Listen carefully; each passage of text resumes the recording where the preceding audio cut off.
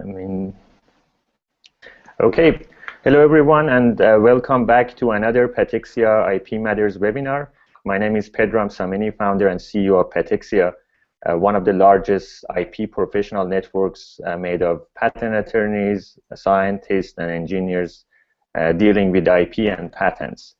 So today we're going to have our last webinar on PTAB series, and it's my pleasure to introduce Mr. Tim Bianchi, who is joining us from Minneapolis. He's one of the principals of Schwegman Lundberg, and he's active in strategic patent prosecution, litigation, and post-grant reviews. Mr. Bianchi represents clients in IPR, CBM, and post-grant reviews, and as well as re-examination. And he actually does this for many cases concurrently with district court litigation. He's the lead counsel in many IPR cases and before the PTAB.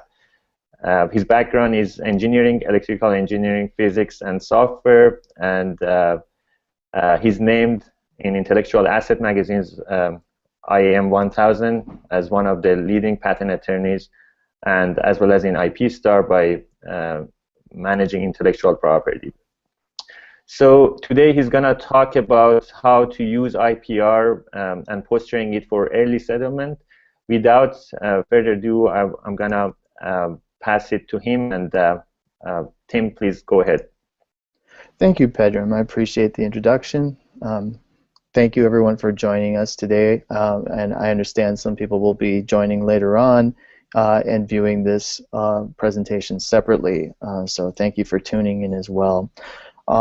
If we could go to the slide deck, Pedram, let's cue up the first slide. Just the second slide is just a brief background of what my practice is about and what my firm is about, and essentially, you know, my background is, as Pedram said, is electrical engineering, and my work has been primarily in medical devices and software. Our firm, Schwegman Lundberg Woessner, is headquarters out of the Twin Cities, Minneapolis, Minnesota. We have about 120 patent attorneys, and although the firm's primary mission is prep and prosecution of patents, we also do quite a bit in the areas of opinions and due diligence. We do litigation support and post-grant proceedings as well, and that leads us to our next slide about today's talk. So what we would like to cover are the following topics. I'd just like to give a few statistics today to talk about IPRs in general and about settlements with IPRs. And then I would like to shift the discussion to going into the mindset of what petitioners and patent owners think as they enter into the process of post-grant reviews, especially IPRs. We're going to pretty much restrict the talk to IPRs, and after you see the statistics, you'll see why. One of the problems that we're noting is that sometimes parties overlook opportunities to settle, and that's why we're going into the mindset of these parties and how they think. We'll talk a little bit about timing and the factors for potential early settlement. And for purposes of this discussion today, we'll probably refer to early as being settlements that are before an institution decision is rendered by the PTAB. And I'll have some timelines to help guide you a little bit in how that process works. And then we'll finish up with some tips for posturing your IPR for early settlement based on these statistics and based on these facts. Let's go to the next slide, and we'll kick off our discussion about statistics. So as you can see from this slide, we took these slides from the Patent Office web server. The Patent Office has been pretty vigilant about putting statistics out from the PTAB on a monthly basis. This data is current to the end of February, and what it's showing is that since the proceedings, the AIH patent trials have been started, IPRs, CBMs, and now PGRs, post-grant reviews, we see that from the slide that there are roughly 4,625 petitions on file, which is quite a bit more popular of a proceeding than interference by a long stretch, and also is very heavily skewed towards IPR as opposed to, which is the blue portion of the circle, as opposed to the red portion, which is CBM, and now the onset of post-grant reviews, which is the small green little slice of 21 matters. So you can see statistically what we're really looking at is IPRs in general, because that is what is driving the bulk of the AIA patent trials. Let's go to the next slide, 5. What you're seeing in this slide is kind of an ascent of the numbers of filings of IPR petitions, and also CBM and PGR are included on the slides, but IPR primarily petitions are on the increase. The last column of this chart is, of course, only partial data for fiscal year 2016.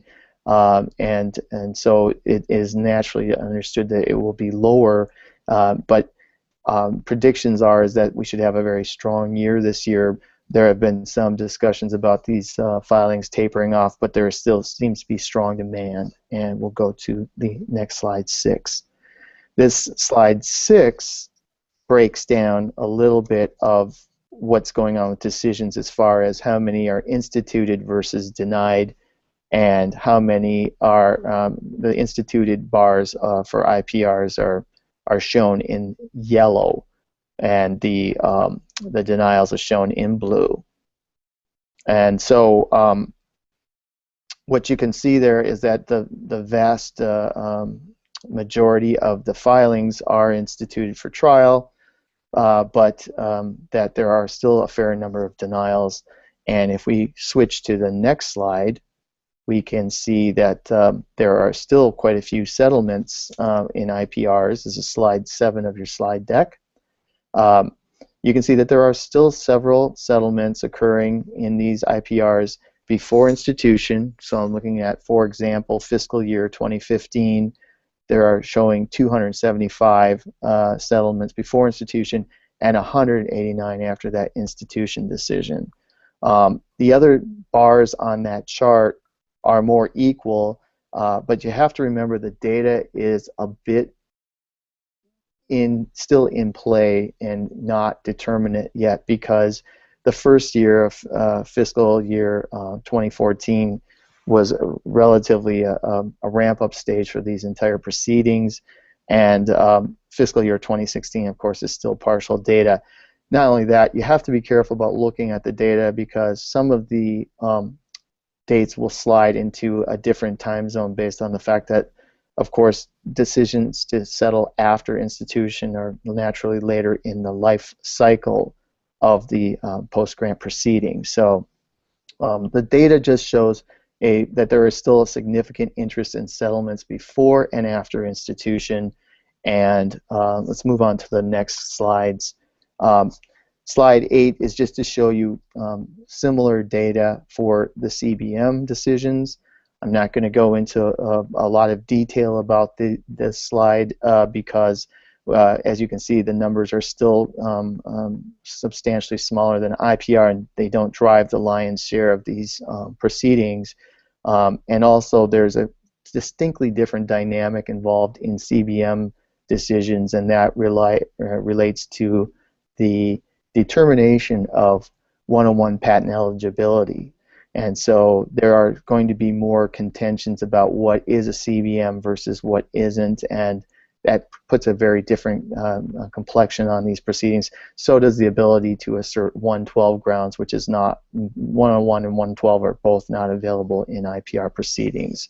Let's go on to slide 9, and to show you just in terms of settlements, the numbers of settlements here are relatively few, so they're probably statistically not significant.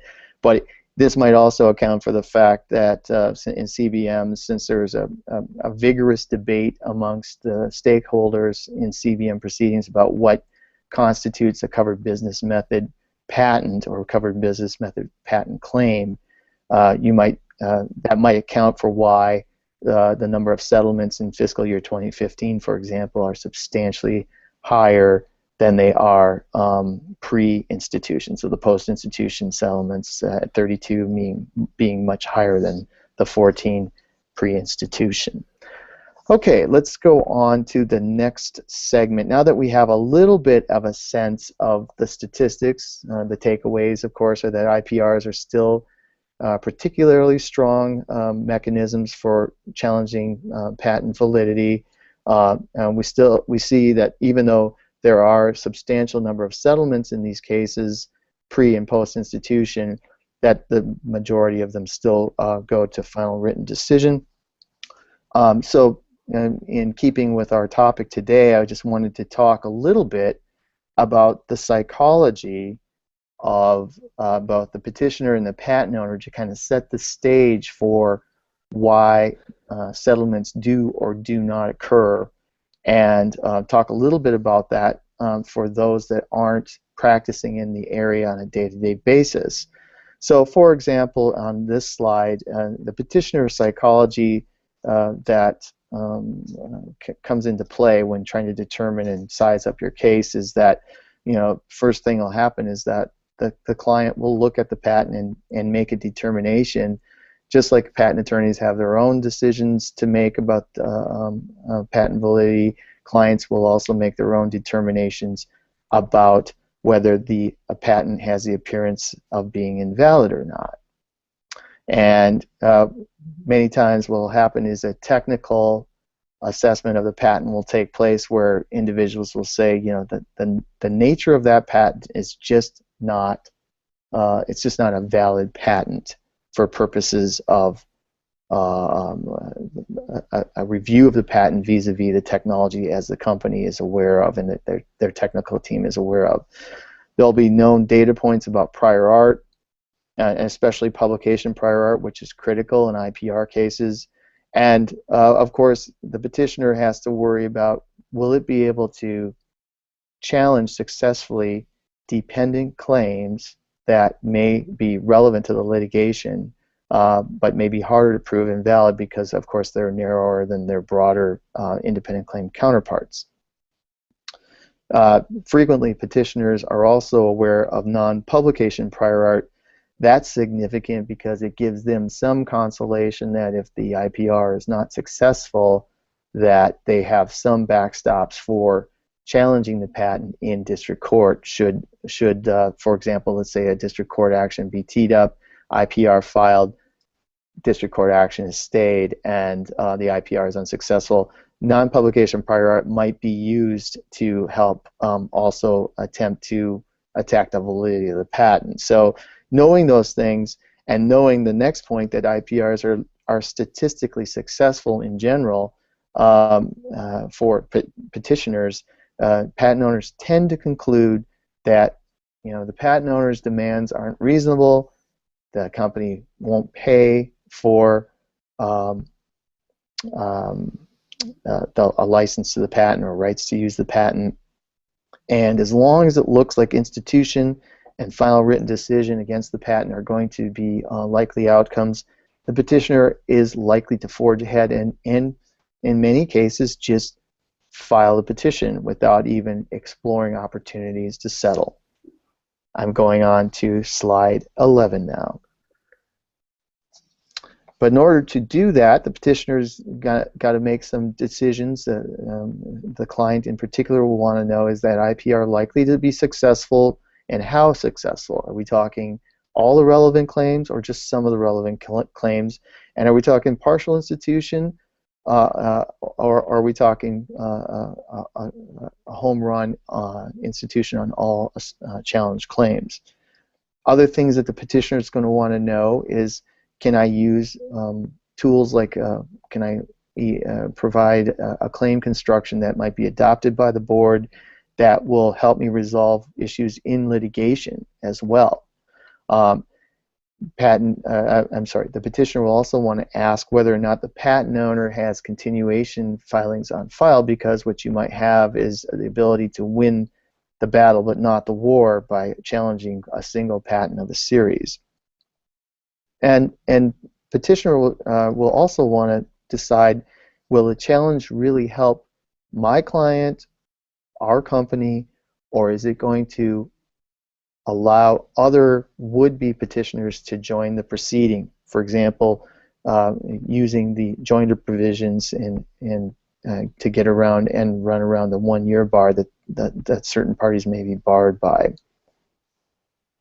Also, they may be concerned that they're destroying the patent for the entire industry and not for their own benefit, and they're benefiting the industry more than themselves. Let's move ahead to slide 12. So now let's shift over to the psychology of the patent owner. The patent owner is typically thinking, well, we issued this patent for a reason. The examiner had ample prior art to consider, and the patent office elected to issue it. And I see these challenges that may be asserted. It could be a verbal assertion that, you know, a petitioner or defendant might be threatening verbally to file inter-parties review, IPR petition, or it could be the actual petition itself, but they could be hearing the challenges and the information and thinking, I want and need to tell my story of why my claims are patentable over the prior art. And also, patent owners will look at petitions very carefully and look for flaws in those petitions. And if they find defects, they will be holding out hope on that they can overcome those defects, and also defects in the technical arguments that the cited prior art isn't on point. And at the very least, patent owners tend to look at dependent claims that may survive and still be relevant to the litigation and valuable for them in their enforcement of the patent. Patent owners are, of course, concerned, though, that institution can of relevant claims can ruin their chances to enforce the patent against the petitioner as a defendant and against all other defendants. So patent owners do want to fight IPRs typically, but they have to view institution as a serious threat to their ability to enforce the patent. And let's go to slide 13. So patent owners look for opportunities in post-grant reviews, AIA trials, to tell a consistent story with their patents, which can be complicated by the fact that the interpretive standards used for claims in IPRs are currently broadest reasonable interpretation, or BRI, as opposed to Phillips versus Phillips constructions that are done in district court actions. So it's a little bit difficult sometimes for the litigation team and the IPR team to align in strategies, because litigation teams are they tend to want to enhance the size of the damages pool with a more generous construction, and the post-grant teams are at odds with that, because what they tend to do is try to facilitate claim constructions that are allow the patent to pass through with claims that are valid at the end of the day.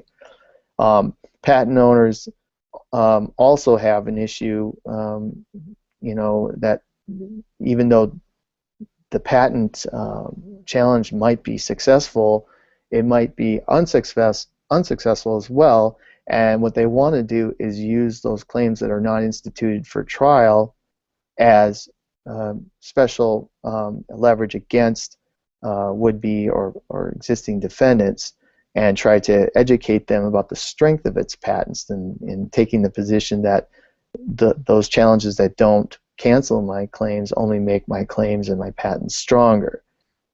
But at the same time, being in an inter-parties review is no picnic for a patent owner, even if it's a partial institution, because there are opportunities for other would-be challengers to engage in other filings and joinder. And so these, and then also the concomitant, the cost that comes along with these kinds of proceedings is not insubstantial, only to try to keep your patent intact at the end of the day. So patent owners definitely have a mindset about trying to challenge the IPR petition, yet they still have to be sober and realistic about the outcomes. They want to use the opportunity where possible to educate the outside world about the strength of their patent portfolio and not necessarily back down, which augurs against settlement. But creative settlements can actually maintain the patent claims and also maintain the ability to go after other infringers and teach about the strength of the patent owner in general. So let's talk a little bit in the next slide here, slide 14, about the IPR timeline. And what I've shown on this slide are just early stages of the IPR petition process. And what I've included on the slide are pre-filing kind of breakpoints that could be possible settlement opportunities. Those are indicated as the gray boxes on the bottom of the slide. So what you see going from left to right is that the typical IPR timeline is that petitioners gather data about the patent that they want to challenge and then proceed to prep an IPR petition before filing it, of course, and that first dotted line is the petition filing event. Well, there's actually a couple different places there where petitioners could exercise their ability to settle cases, and these types of settlements will never make the reporters because these are settlements that are done well before petition filing. And the more you talk to people that are involved in post-grant proceedings, you should be hearing that there are a substantial number of these types of settlements right even before any petition is filed. I know in our own experience in the short time that the AIA has been in place, we have seen a substantial number of settlements well before even having to file a petition. And so what there are two real opportunities for petitioners to try to settle with a patent owner. If the patent owner understands that the petitioner has a pretty good read on the defects of the patent and the problems with the patent, they can suggest a settlement before even the preparation of an IPR petition based on their knowledge of the patent, the strengths of the patent or lack thereof, more importantly, and the strengths or lack thereof of the patent owner itself in the area. So that would be the first gray box on the left, pre-preparation. There's opportunities there to settle right there from the get-go. Another place to possibly save the fees of filing a petition, but not the cost of preparation or just before the filing is done, to give the patent owner another opportunity to reconsider. And at this time, what you want to be doing is you want to be working with your litigation team to educate the patent owner about the fact that you know the prior art, the technology, and the nuances of the post-grant proceedings better than they do, and that they should be considering this. And so there are two opportunities before a petition's even filed.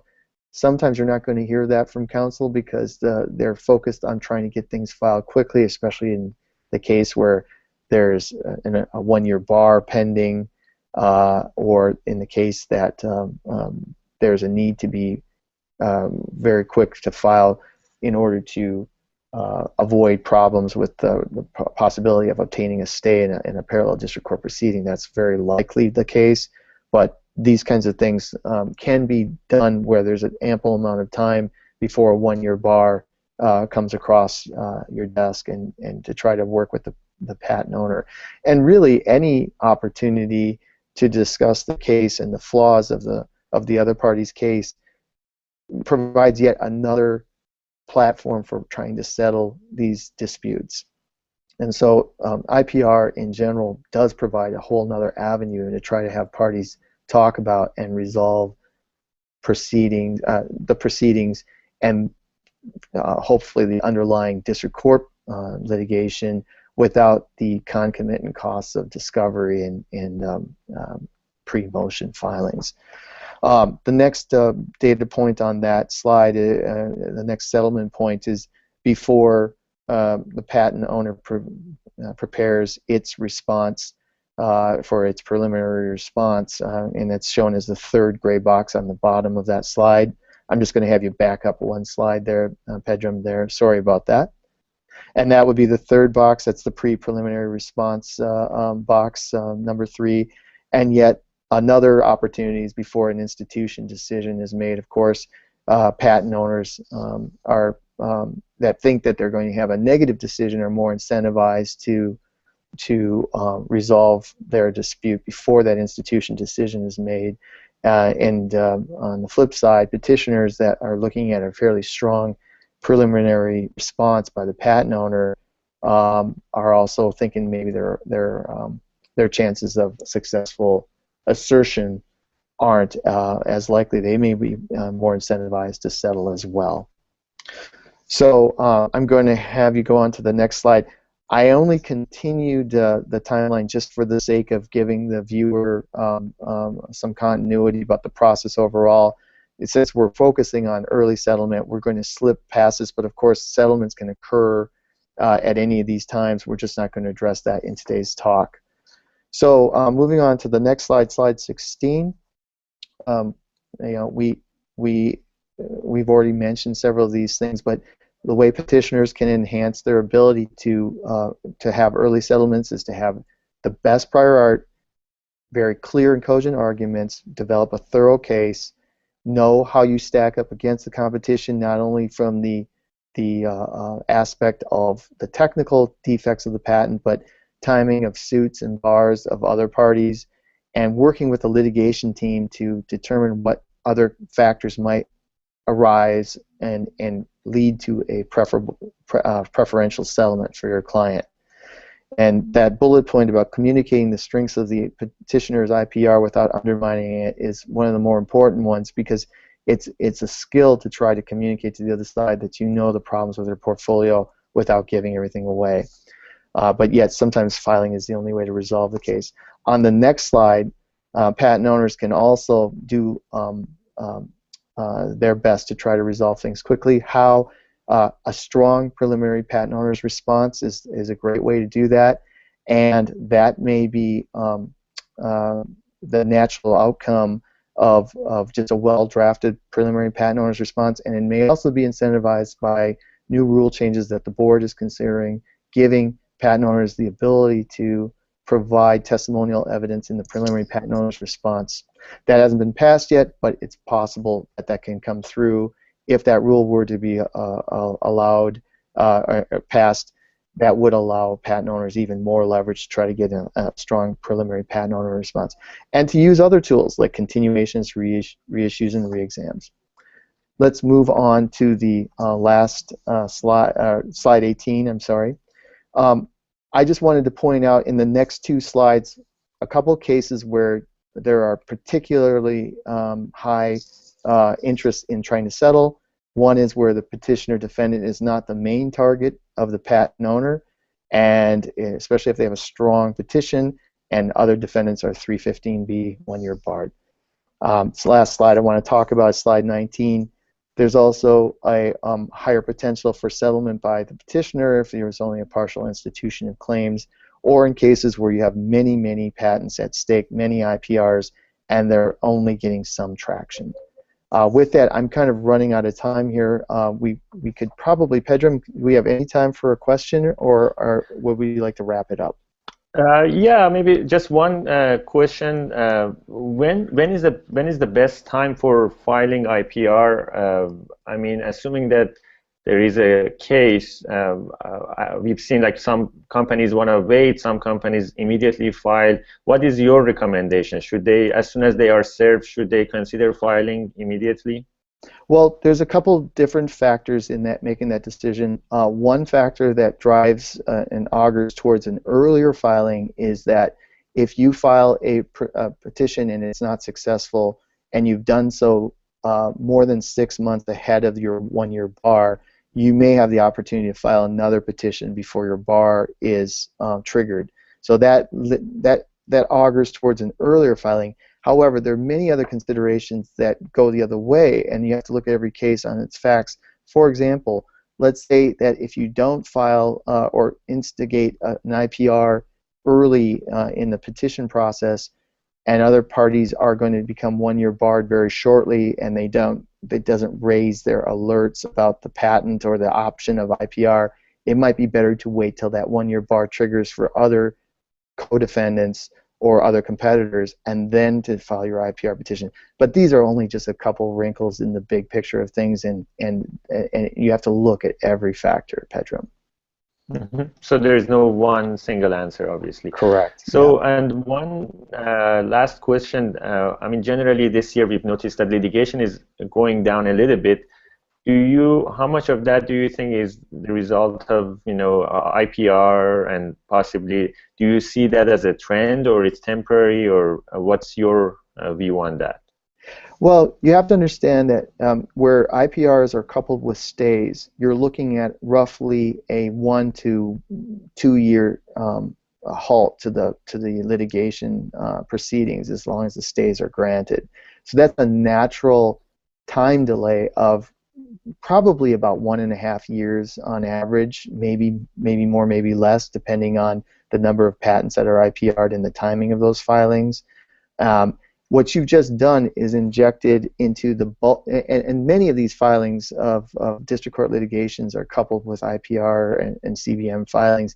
So as a result, you probably, by the AIA alone, has to have injected a serious amount of time delay in just the ongoing litigation engine, regardless of whether it knocks out litigations, and it has to be knocking out litigations as well. So you are kind of attacking that litigation timeline by both delay of the IPR proceedings and by cases that resolve as a result of that. So it is taking a chunk out of things. We might see a resurgence in litigation activity, though, as we get into those delays and as they are kind of assumed by the system a little more, because this was, again, this is a relatively recent change to the patent law, and so we're still feeling and reeling from the impacts of the AIA, I think.